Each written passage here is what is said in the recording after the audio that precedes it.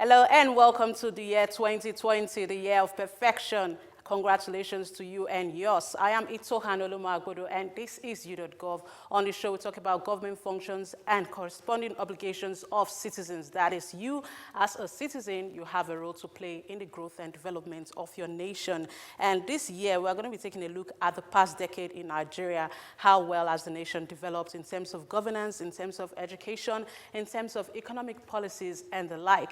But we'll go on a quick break. We'll be right back. Stay with us.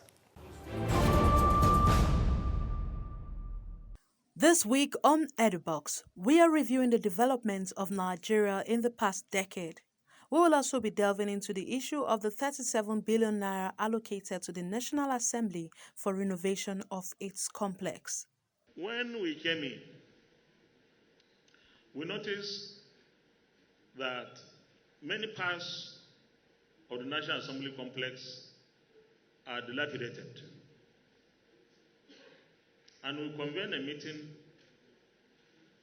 of the management of the National Assembly, the FCDA, then it was permanent secretary, the minister was not in place yet. The speaker and I had a very exhaustive engagements with them. We met Mr. President, the speaker and I, and told him the situation, the condition of the National Assembly complex. Since the takeover of that complex, there was never, ever any major rehabilitation or renovation. 20 years. Mr. President responded by telling us that he was going to renovate the National Assembly complex. And we went back and continued to engage with the management of the National Assembly, FCDA. Eventually, we took what is required for phase one renovation, phase one. And that is where we are sitting, the dorms, both House and Senate, and our committee rooms in the White House. The area we call the White House. That 7 billion naira was sourced and was put under the FCT, not National Assembly. All we require is to have the National Assembly complex renovated, including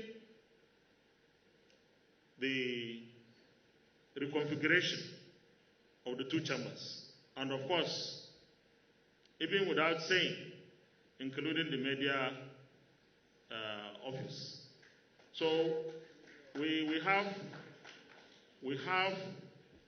the opportunity in 20 years to embark on the renovation of the phase one building of the National Assembly. When we are through with phase one, then we go to phase two.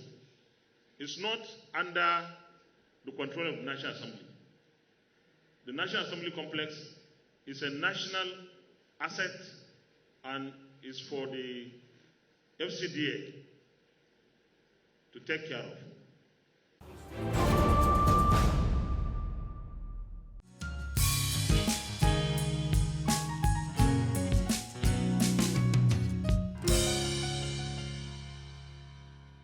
Love Work Plus website is your #1 trusted companion as we make sure we never leave you without a smile.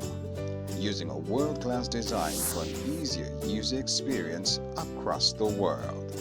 We make sure that you get the freshest and latest news on our news platform. And on entertainment, we get you covered. Find out what's going on in the world of sports as we are there to give you numbers. And with our social affairs shows, we keep you in the know. Enjoy the Word of God each day, as one word from God will change your life forever.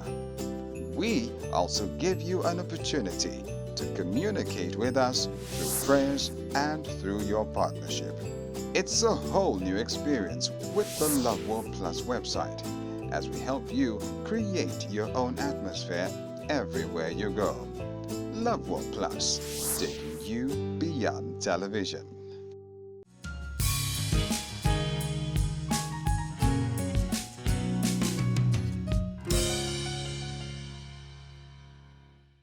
You're welcome back. If you just joined us, this is You.Gov, and I'm Olomu-Agbodo. And this week on the show, we'll first of all go to the street to find out how Nigerians are taking a look at education in the past decade. And of course, we'll be hearing goodwill messages, Happy New Year messages from the people on the streets. Take a listen.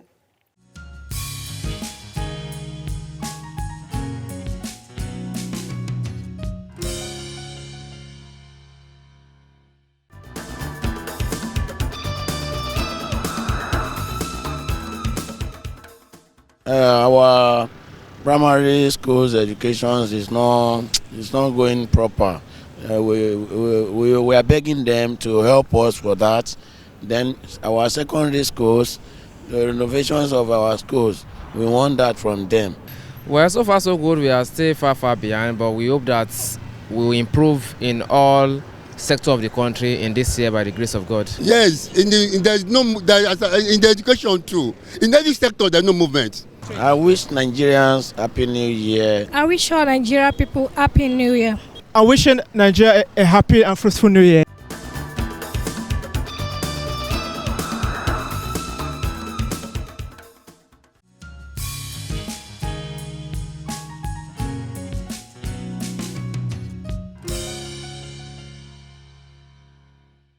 Quite interesting. So Happy New Year again to you. And of course, as I said earlier, we're going to take a look at what Nigeria has been doing in the past decade. How well have we developed? And we're going to start with education. The education sector has suffered a bit of a setback in terms of policies, in terms of even issues of strike and the like. But we have a social affairs analyst who will be talking to us on these issues affecting education and politics in general in Nigeria in the past decade. And he is Achike Chude. Take a listen.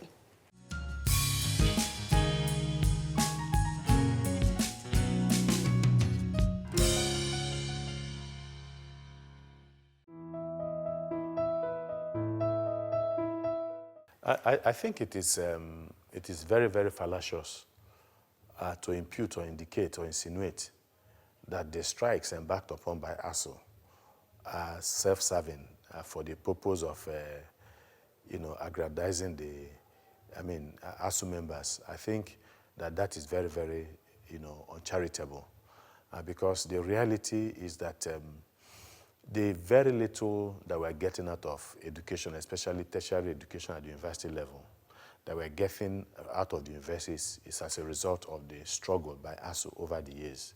The university system would have suffered total collapse if ASU had not woken up to its responsibility and tried to conscientize the public about the need, to properly fund the university system in the country.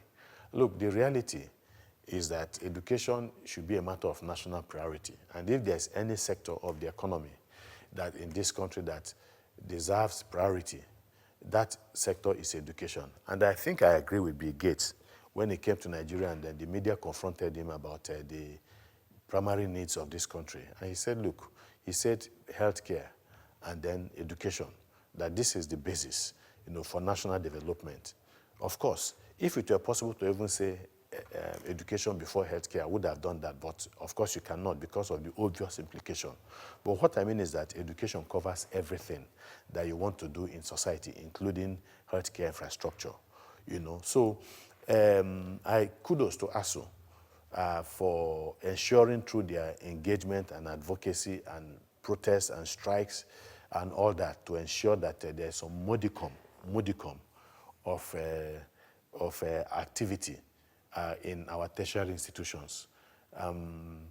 So it is wrong because the battle for ASU has never been about funding the lifestyle of lecturers. It has been primarily to ensure that our universities, that at least we can take our tertiary institutions to a particular level. Of course, we are used to government ministers. I think it was Okonjo-Iweala, the former finance minister, that first indicated the fact that a lot of our graduates today from the universities and tertiary institutions are not employable. And when she said that, it sounded very strange. and annoying. But I think circumstances or events after have indicated to us that we need to do much more in terms of the kind of people we produce, from our universities. And it is essentially because the government has not considered it a priority. For instance, it will not surprise you. It might surprise you to know that among some of the West African countries, that Nigeria's investment in education is among the lowest.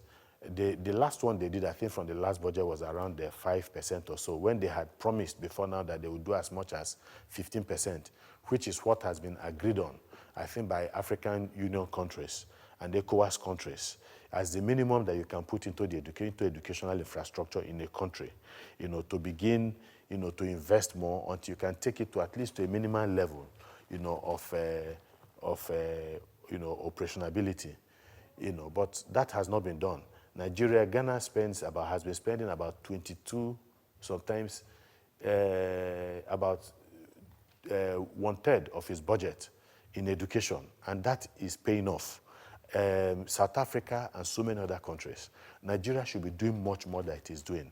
But I think it is essentially because for the political actors in the country, and it's unfortunate, the issue of education is not of critical importance because they know that their own wards, their own children, if they don't get the very best of education here in Nigeria, we get it abroad.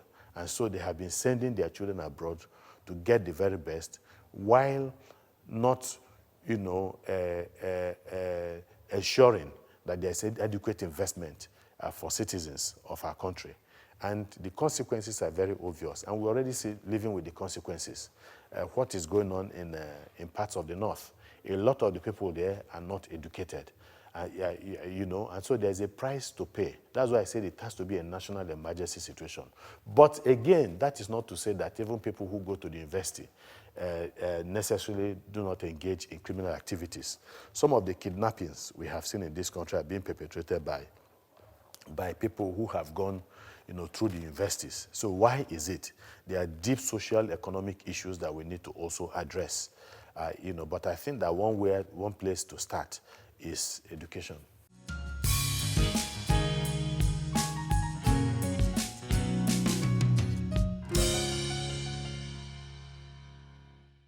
Quite interesting, Achike Chude there talking about education, the growth of education in Nigeria, and the fact that ASU has actually done a lot in helping the development of that sector. We'll go on a quick break now. We'll be right back.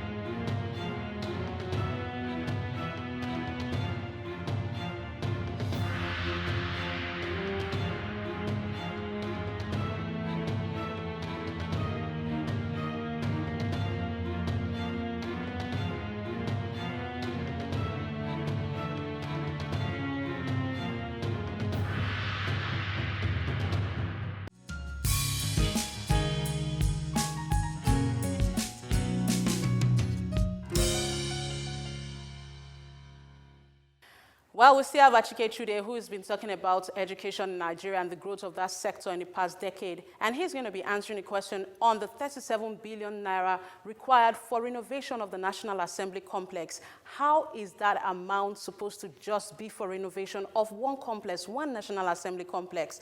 What if that amount of money is pumped into our education sector? Wouldn't we see more progress? Take a listen.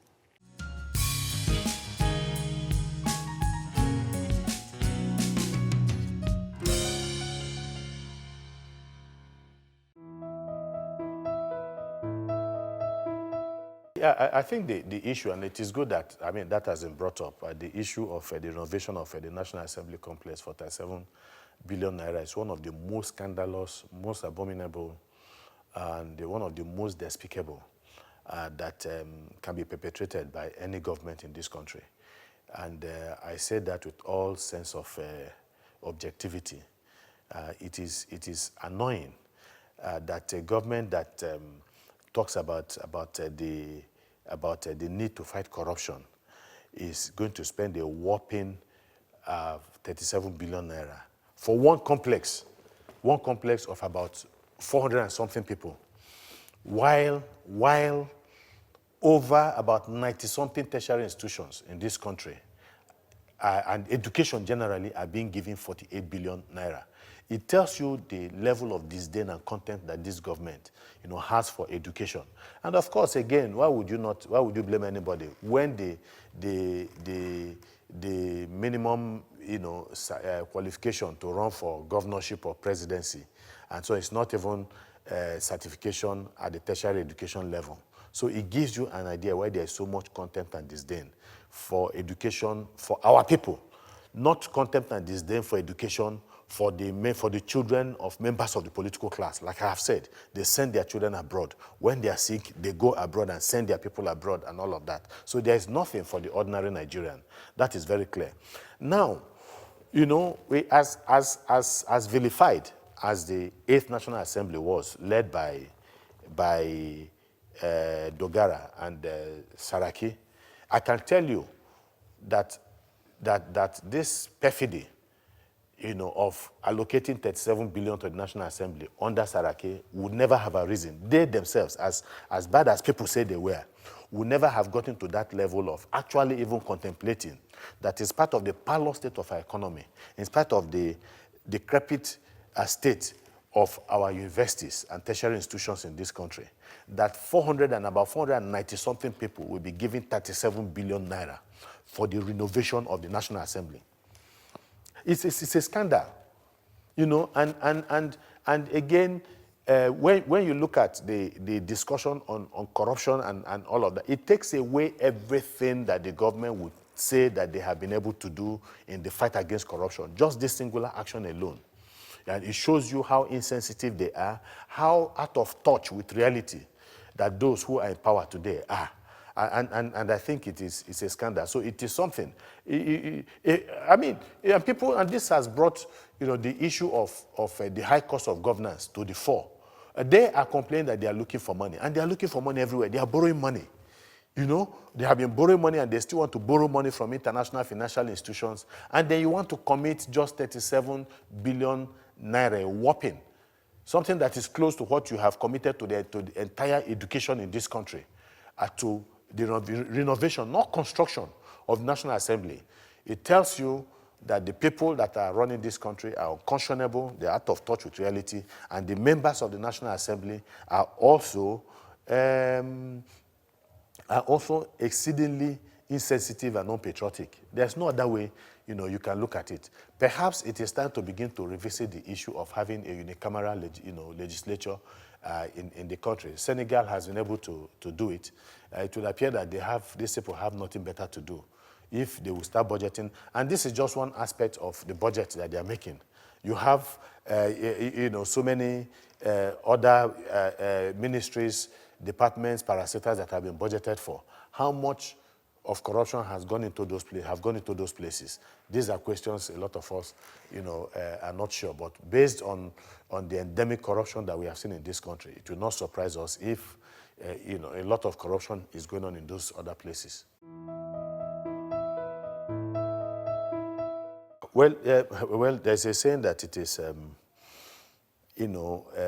by morning that you know how the day will unfold, and then. So we have an idea coming into 2020 that perhaps it might not be a very rosy year for us Nigerians, but we want a new beginning. We want something better. It is not as if we want to be pessimistic. It's just that we have had so much in terms of our experience as a people and as a nation, and we have not seen anything fundamental on ground to actually say yes. this year we are going to get it much better. But we can only hope. But beyond hoping, like people have said, that it's not just about prayers, that prayers without works is dead. So you walk and then you pray, or you pray and then you walk. And so Nigerians must be much more involved in their governance. They must be able to begin to challenge, their leaders at all levels, both at the local government level, at the state level, and at the federal level. But let me just use this opportunity to say that I think there is one area where the federal government seems to have gotten it right, and that is over the issue of funding for the local governments in this country. For a very, very long time, there was a conspiracy, by the central government and the state governments in the country to ensure that the local governments, which are creations of that the local government, which is a creation of the constitution that created both the federal government and the state government, that they are shortchanged. There has been that conspiracy, and they have been shortchanged for so long. You can see even the way governors have had this tendency to illegally dismiss local government chairmen that they did not agree with, and replace them with sole administrators and all that. All of these things have been wrong from the very beginning. So I think if there's one area I can commend the government, it is the fact that there was a deliberate attempt by the government of Muhammad Buhari to try to ensure that to give the local government councils the autonomy that they truly deserve, as stipulated by the Constitution, especially financial autonomy. And of course, state governments have been fighting it, but that also we must not underemphasize. It was a good move by the government. But critically, again, and this is one essential element, because you're talking about, 2020. I think there will be a few elections in 2020.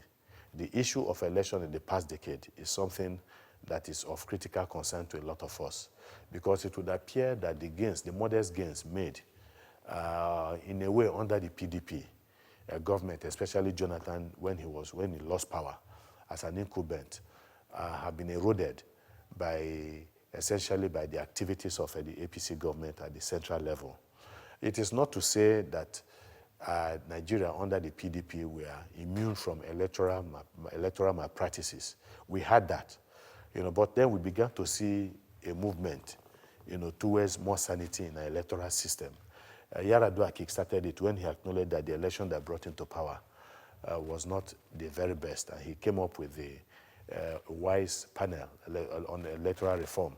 And there were a few things that were done. Not everything was done, but we have gone back to the bad old days where the dominant party in power, especially at the center, believes that it has a wherewithal to determine the outcome of an election, and as such, these elections are not determined at the polling booth.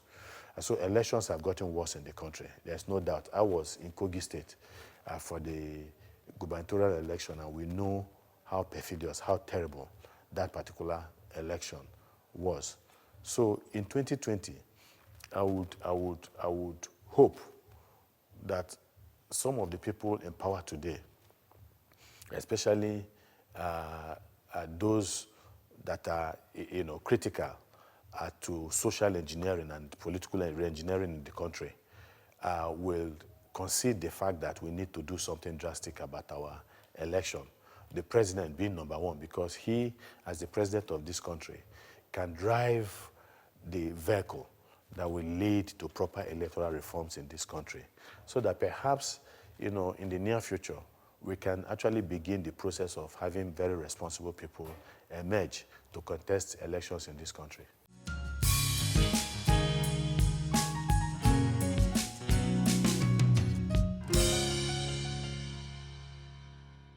Love Work Plus website is your #1 trusted companion, as we make sure we never leave you without a smile.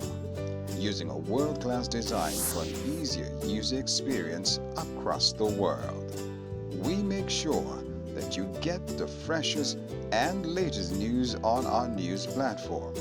And on entertainment, we get you covered. Find out what's going on in the world of sports, as we are there to give you numbers. And with our social affairs shows, we keep you in the know.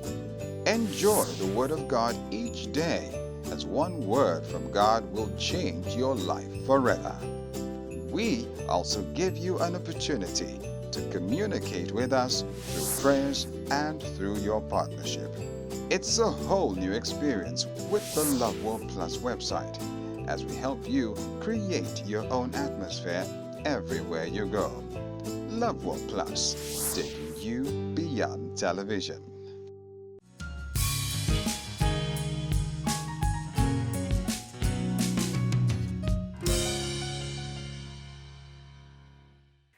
Well, that's as much we can take on that part of the interview, but in subsequent episode, you'll be hearing what he said about issues of security, issues of the rule of law, good governance, and the like.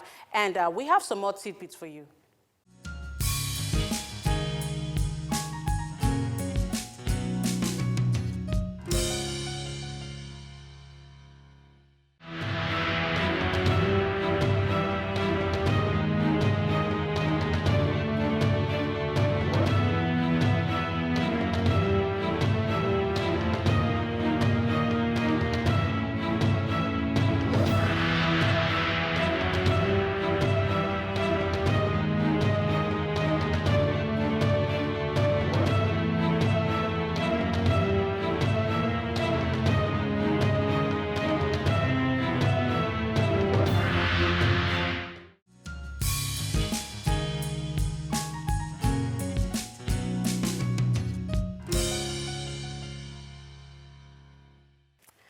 Well, that's as much we can take this week on the show. I told you we have another aspect of that discussion that I would like you to see in a subsequent episode. And we'd like you to use our hashtag u.gov, and hashtag #LoverPlus on any of our social media handles to get your comments to us. We'd like to hear from you. And you could also reach us on our website on www.loverplus.tv. You can send comments to the number that will be showing on your screen now. I am Olomu-Agbodo. God bless Nigeria.